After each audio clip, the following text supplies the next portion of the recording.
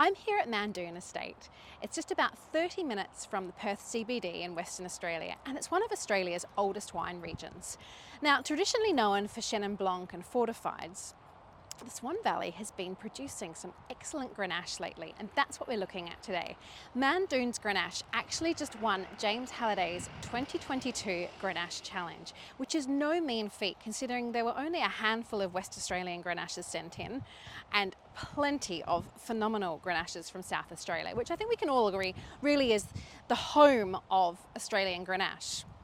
But watch this space, because what's happening in the Swan Valley is really interesting and incredibly delicious.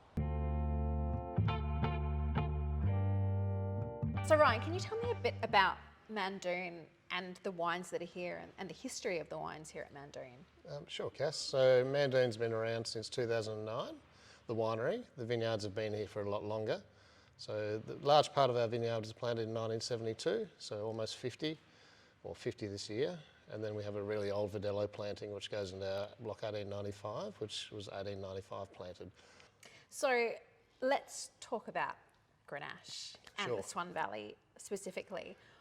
Why does it do so well here? And can you tell me a bit about your experience with the Mandoon Grenache? Yeah, sure. Well, Grenache, it's a good question.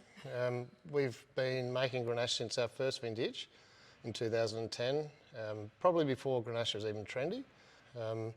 Probably fair to say Grenache in the Swan was mainly used for tawny port and lighter Grenache styles, but as the vines have got older and now sort of getting to sort of a lot of the old stuff's 1955 planted, so we're getting some really nice old vineyards, and if we look after them correctly and do the right things, we get some really nice intensity in our Grenache wines. When you talk about old vine Grenache, what is classified as old?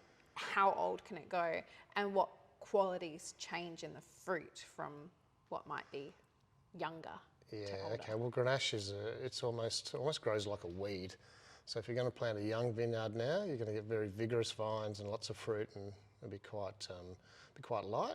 So for old, light in colour, light in flavour, yeah.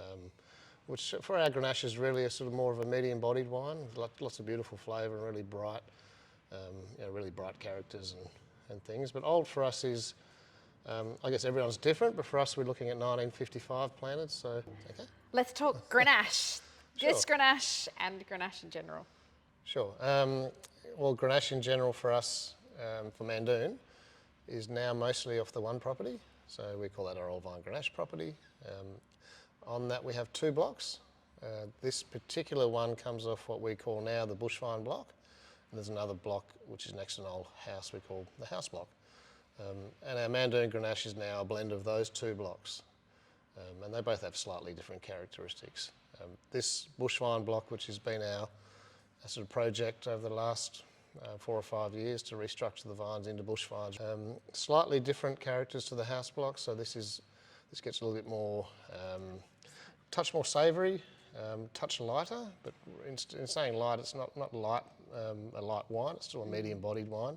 The flavours are really vibrant, and on its own is quite unique. So when we made this one, which is a one-off, it was just two barrels only of that block before we blended it with our other old vine Grenache blocks. So we just thought, just to display what we've been doing, slightly different to our normal Grenache, and a little bit lighter and brighter and a touch more savoury, and just to see how the market would receive it, and also let us tell the story about the bush vine project and show people something slightly different to our normal old vine Grenache. Is this the first year of the discovery? That's the first one, yes. Yeah.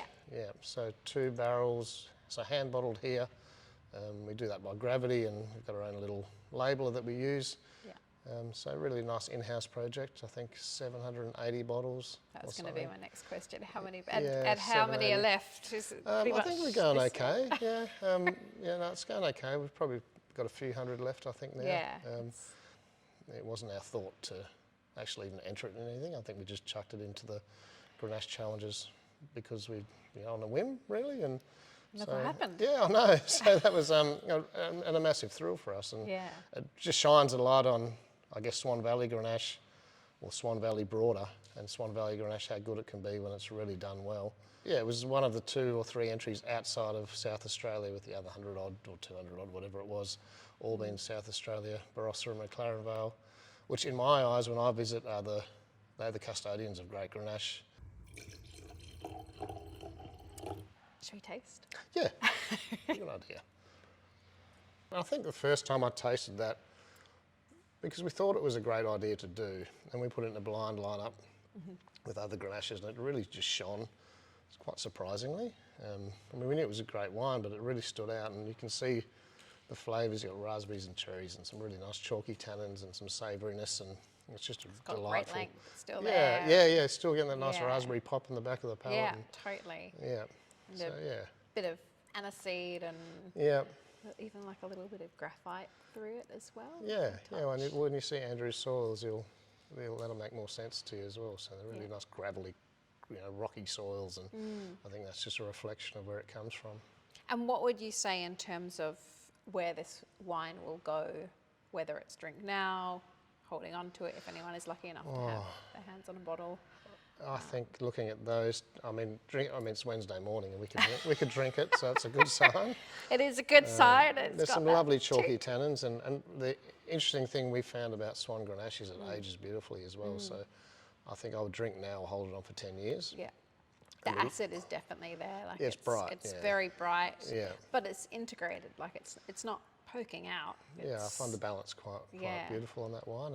But if we look at a 2013 Grenache now, it's still beautiful and fresh. So I think this in 10 years would be magnificent. But problem is, there's only 780 bottles, so I know. maybe buy 3 and drink 2 and keep 1, or Buy something 12 like that. and keep 6 and it's But always we're thrilled with this result. So it's a beautiful wine. thank you. So what would you eat? What would you What would you pair that with? eat with that?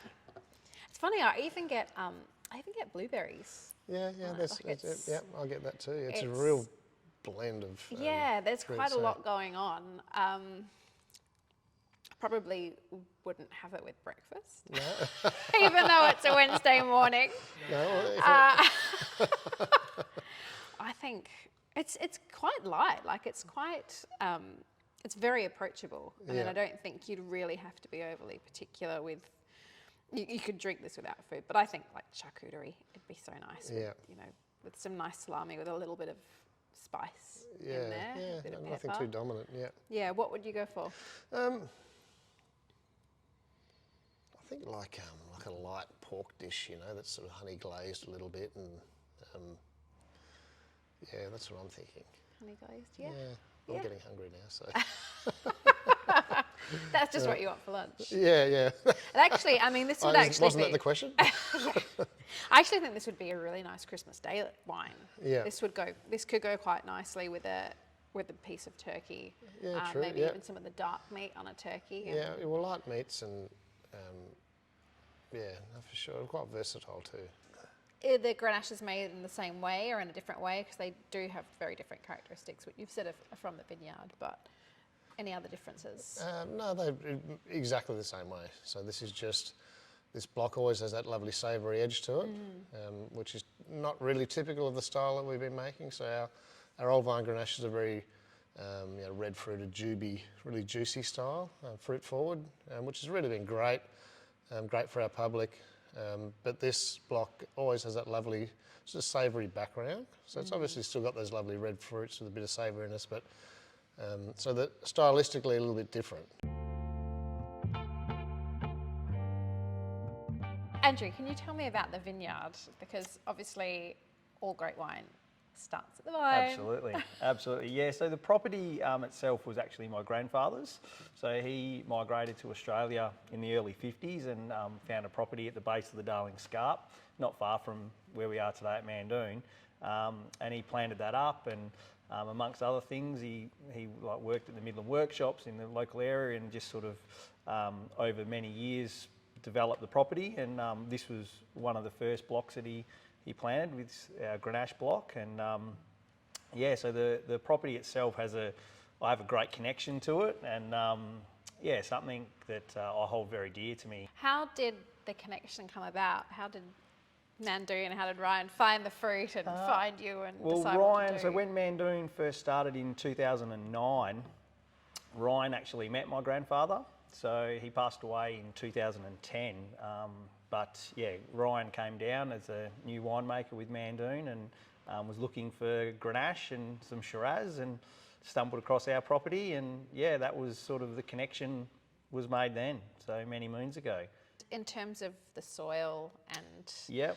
Yeah, so properties. it's quite unique, the property, in terms of the soil profile. So the valley's traditionally sort of clay, sort of red loams, but the property itself is quite gravelly and it has like a coffee rock layer through it. So it is unique and it's challenging to grow, and probably not ideal for, you know, table grape growing, but ideal for wine grapes. So Yeah. you got to remember, in the 1950s when they were planting these vines, they did it all by hand. Yeah. So you can't dig more than, you know, 300 mil down before you hit pure, like, sort of coffee rock. So they were doing, you know, posts and strainers and vines. So every time they wanted to do something, it was incredibly difficult. We made the decision probably off the back of going down to Franklin River, where we saw a bush vine sort of vineyard,